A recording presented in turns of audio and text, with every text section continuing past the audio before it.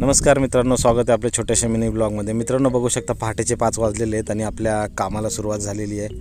आज लवकर उठून कोथिंबीर घेऊन फलटण भाजी मार्केटला घेऊन जायची आहे लिलावासाठी। तर बघू शकता वातावरण थंड असल्यामुळे मास्क वगैरे घातलेला आहे, कारण पहाटेचे जावं लागतं, थोडं वातावरण थंड असतं त्यामुळे। ते घेऊन मी पोचलो फलटण मार्केटला। बघू शकता अशा प्रकारे आमचं फलटण मार्केट आहे। प्रत्येक शेतकरी आपली भाजी आणून इथे व्यापाऱ्याकडे देतो आणि ते त्यांच्या पद्धतीने त्याचा लिलाव करतात। तर ही भेंडी आहे आणि ही कोथिंबीर आहे। ही कोथिंबीर मी घेऊन आलेलो आहे आणि थोडी आल्याच गेली होती।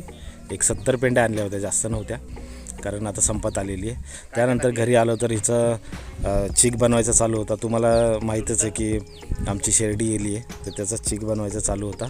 ही भावाची मुलगी आहे, तिने जरा वेगळ्या पद्धतीने बनवलेला आहे। तर बघू शकता तयार झालेला आहे चीक, त्याचा एक व्हिडिओ काढावा म्हणली। त्यानंतर आंबे चेक केले। एका झाडाला पाड लागला होता, त्याचे आंबे 2 दिवसापूर्वी पिकायला घातले होते।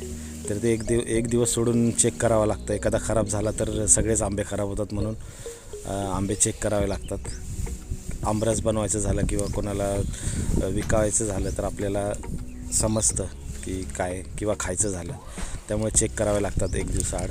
तसे भरपूर आंब्याची झाडं आहेत आमच्याकडे, 10-12 आंब्याची झाडं आहेत आणि जसं पाड लागेल तसं आम्ही काढतो आहे। नंतर बघितलं तर इकडे भुईमुग काढायचा चालू होता। ही आमची सुपरवायझर आहे आणि हे तिघांचं काम चालू आहे। मध्ये भावाची मुलगी आहे आणि हे सगळे काढलेल्या शेंगाचे वेल हे मी उचलून ह्याच्यामध्ये भरून घरी आणून टाकतो आहे सुकायला। अशा प्रकारे हे घरी आणून टाकलेलं आहे, तुम्ही बघू शकता।